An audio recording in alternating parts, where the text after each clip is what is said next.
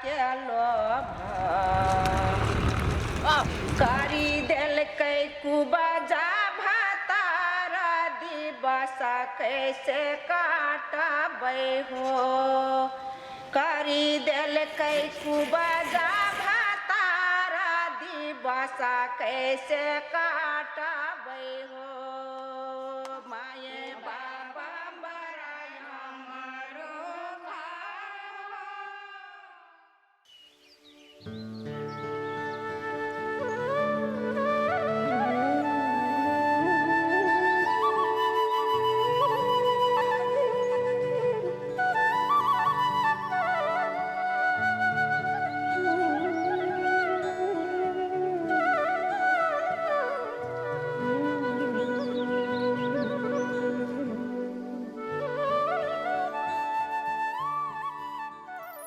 रामधुनी नगरपालिका सुनसरीको इटहरी उपमहानगरपालिका, धरान उपमहानगरपालिका, इनरुवा नगरपालिका र बराहा क्षेत्र नगरपालिकाको बीचमा पर्ने नगरपालिका हो।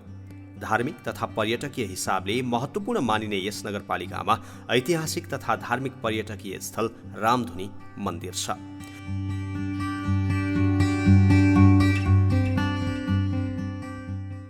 यसै ऐतिहासिक महत्त्व बोकेको रामधुनी मन्दिरको नामबाटै नगरपालिकाको नामाकरण गरिएको हो।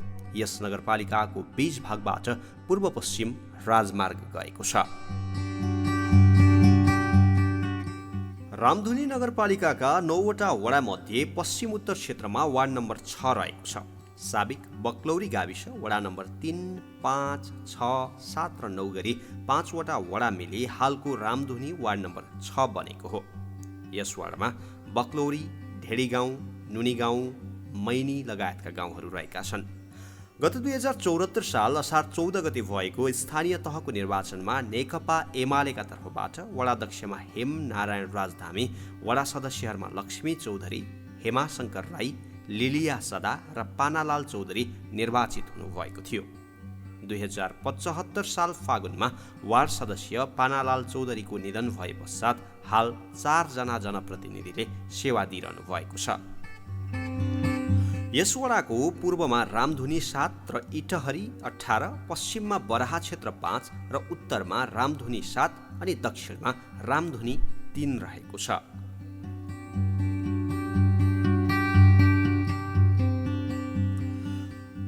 धार्मिक तथा सांस्कृतिक विविधताले भरिपूर्ण यस वडामा ब्राह्मण, क्षेत्री, थारू, राई, मधेसी, लिम्बू, शेर्पा लगायतका जातिहरूको बसोबास रहेको छ। सबै जात जातिका आफ्नै संस्कृति रहेका छन्। यस वडामा थारू समुदायले जितिया, झुम्रा नाच लगायतका चाडपर्व मनाउने गर्दछन्।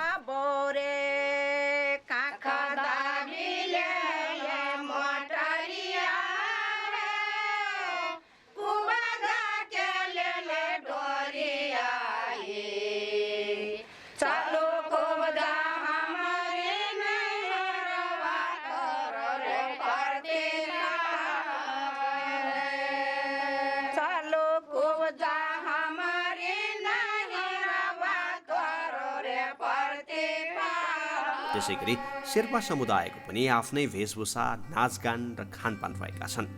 शेर्पाहरूले मुख्य चाडपर्वको रूपमा बुद्ध जयन्ती, धर्मचक्र प्रवर्तन, दशमी पूजा, लोसार आदि मनाउँछन्।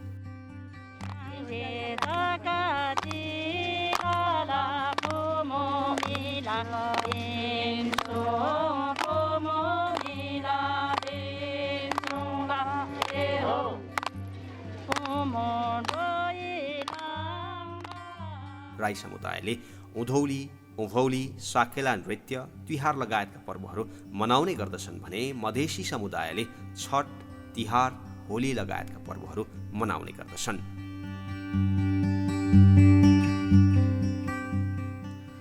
रामधुनी घर परिवार सर्वेक्षण 2076 का अनुसार रामधुनी 6 नम्बर वडाको जनसङ्ख्या 3923 पुरुष, 3471 महिला र 6 जना तेस्रो लिङ्गी गरी 7400 रहेको छ।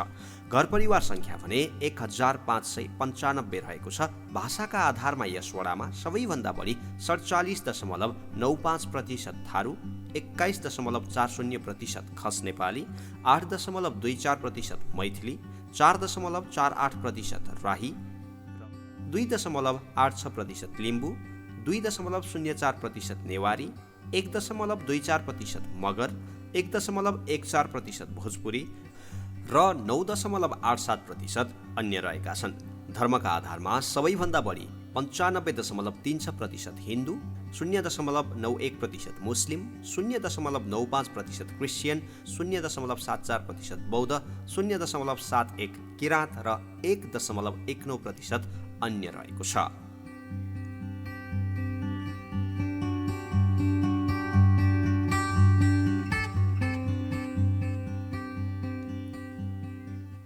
यस स्थानका ज्येष्ठ नागरिकहरूका अनुसार यस वडाका गाउँहरू धेरै पछि मात्रै विकास भएका हुन् रे। धेरै वर्ष पहिला अहिलेको जस्तो बाक्लो बस्ती थिएन। सानो थियो, यसो 2-4 जना बस्थे। सानो थियो, यतापट्टि बर र पिपलको रुख थियो, त्यो ढाले। बाटो थिएन, यो पल्लो खोले खोला थियो। खोले खोला चम्बुउँदो गर्ने। स्थानीय तहको निर्वाचन अघि समेत यस वडाका अधिकांश बाटाघाटाहरू कच्ची नै थिए।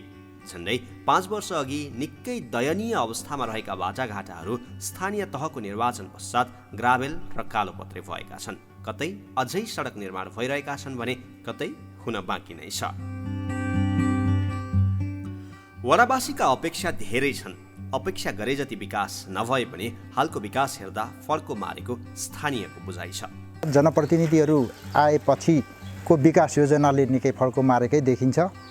सानोतिनो कमी कमजोरी प्राविधिक समस्याहरूले चाहिँ जति हुनुपर्ने थियो त्यति नभएको पनि हुनसक्छ। अब तिनीहरूलाई मध्यनजर गरेर पनि हाल विकास योजनामा अगाडि बढिराखेको अवस्था नै देखिन्छ। जनप्रतिनिधिहरूले वडाबाट विनियोजित रकमहरू विकास निर्माणका काममा पारदर्शी रूपमा खर्च गरी वडावासीहरूमा विकास भएको महसुस गराएका छन्। जुन स्पिडले विकास निर्माणको काम हुनुपर्ने हो त्यो स्पिडले चाहिँ भएको छैन र नगरपालिकाको बजेट विनियोजन भएर आएको जति रकम छ त्यो रकममा चाहिँ निष्पक्ष रूपले नै काम भएको जस्तो चाहिँ मलाई लागिरहेछ र जनताहरूले जति अपेक्षा गरेको थिए विकास निर्माणमा जति हुनु पर्थ्यो त्यो गतिले चाहिँ विकास निर्माण नभएकोले गर्दा गुनासाहरू त छन् हैन। गुनासाको बावजुद पनि केही कामहरू चाहिँ भएको देखिन्छ। वडा अध्यक्षले चाहनु हो भने धेरै कामहरू गर्न सकिन्थ्यो। जस्तै हामीसँग विकासको साझेदारहरू प्रदेश सरकार छ, हामीसँग जिल्ला समन्वय छ, केन्द्र छ। यी त्यहाँबाट पनि हामीले विकासको बजेटहरूलाई चाहिँ यहाँ ल्याउन सकिन्थ्यो।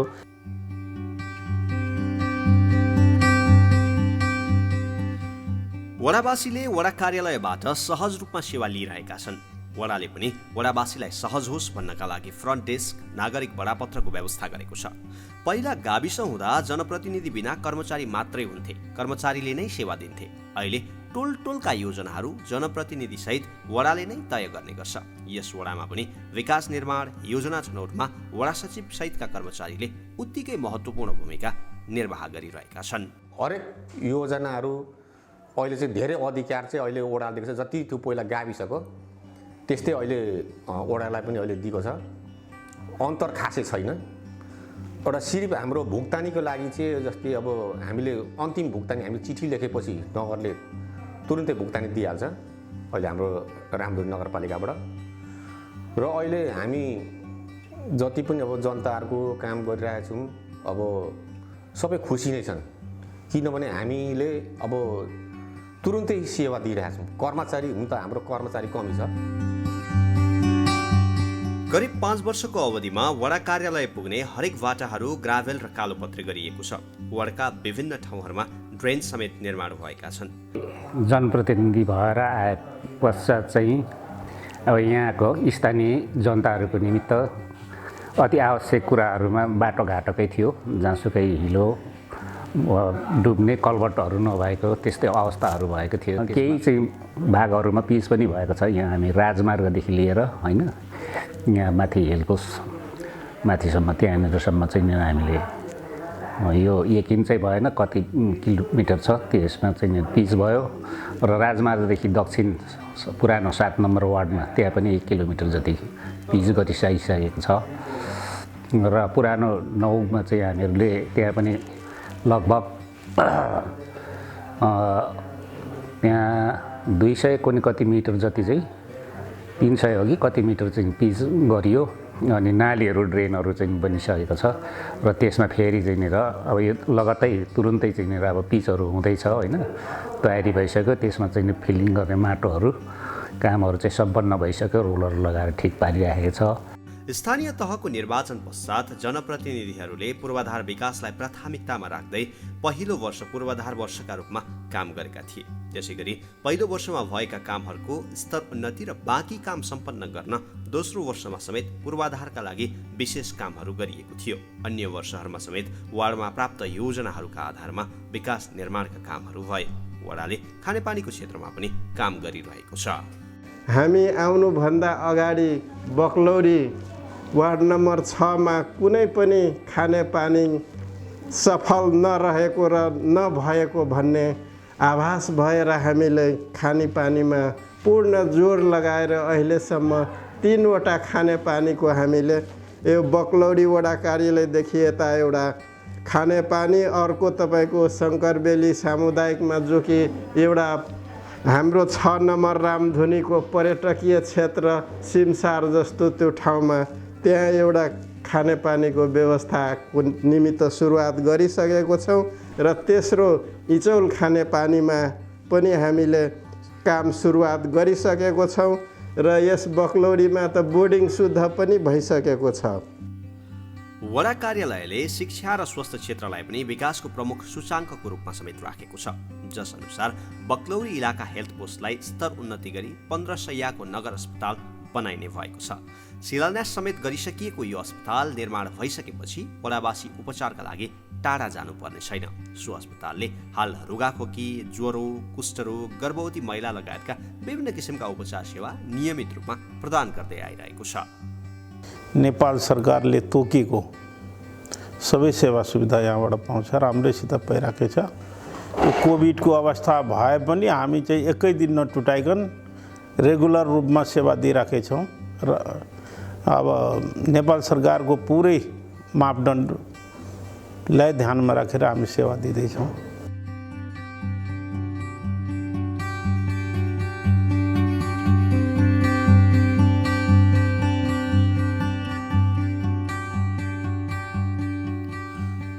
बक्लौरीमा रहेको आदर्श मावि जिल्लाकै नमुना विद्यालय घोषित भएको छ।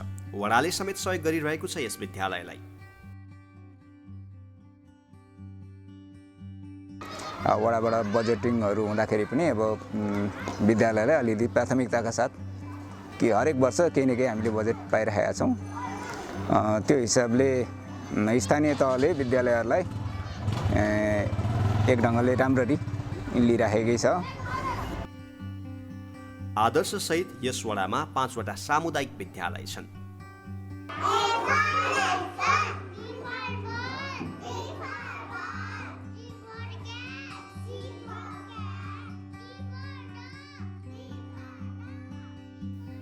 गत भदौ 18 गते यस वडा बालमैत्री घोषणा समेत भइसकेको छ।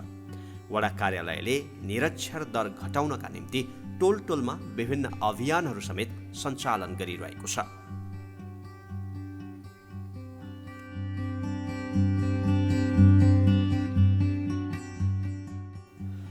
यहाँका अधिकांश मानिसहरू कृषि पेशामा आबद्ध छन्। यो वडालाई धान कृषि जोन पकेट क्षेत्रको रूपमा समेत छुट्याइएको छ। अधिकांश खेतीयोग्य जमिन रहेको यस वडाका कृषकले धान, गहुँ, मकै, तोरी लगायतका बाली लगाउने गर्दछन् भने तरकारी पनि आफ्नै बारीमा उत्पादन गर्दछन्। साताको 2 दिन आइतबार र बिहिबार यहाँ हाट लाग्ने गर्दछ। कृषकले उत्पादन गरेका तरकारी लगायतका खाद्यान्न यस हाटमा बिक्रीका लागि ल्याइन्छ।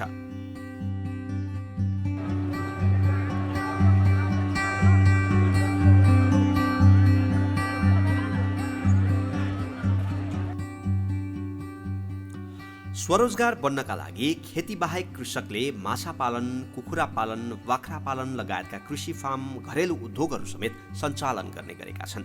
जीविकोपार्जनका लागि वडा कार्यालयले विभिन्न तालिमहरू पनि सञ्चालन गरिरहेको छ। अब बालबालिकादेखि नै हामीले वक्तित्व कला, माइनेट लेखन यस्ता कामहरू अगाडिदेखि नै हामी तयारी गराउँदै आएका छौँ र महिलाहरूलाई पनि हामीले सिपमूलक तालिम, जसमा कि हामीले सिलाइ कटाइ, सुर्के थैली जुन गराइरहेको छौँ, यसले गर्दा उहाँहरू आफ्नो खुट्टामा उभिएर राम्रो काम गर्न सक्नुहुनेछ। कृषकका लागि वडा कार्यालयले पैनी निर्माण, उन्नत जातका धानको बिउ वितरण, वडामै मल सहज रूपमा उपलब्ध होस् भन्ने उद्देश्यले डिपो सहकारी स्थापना गर्न पहल लगायतका कामहरू गरेको छ।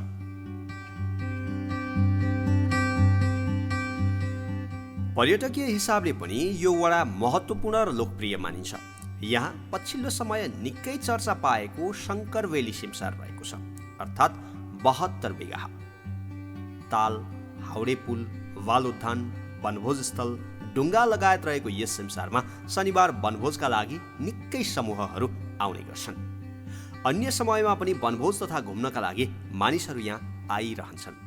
विकासको क्रममा रहेको यस सिमसारमा होमस्टे भने अहिलेसम्म छैन, तर जनप्रतिनिधि तथा समितिका पदाधिकारीहरू भने होमस्टेको आवश्यकता महसुस गर्छन्। हाम्रो शङ्करवेली पर्यटकीय क्षेत्र भएकोले यहाँ पछि होमस्टेको आवश्यकता भएकोले हामीले त्यसलाई पनि मध्यनजर राखेर मेटपाको सहयोगमा त्यो कार्यक्रमलाई सुचारू अगाडि बढाइरहेको छौँ।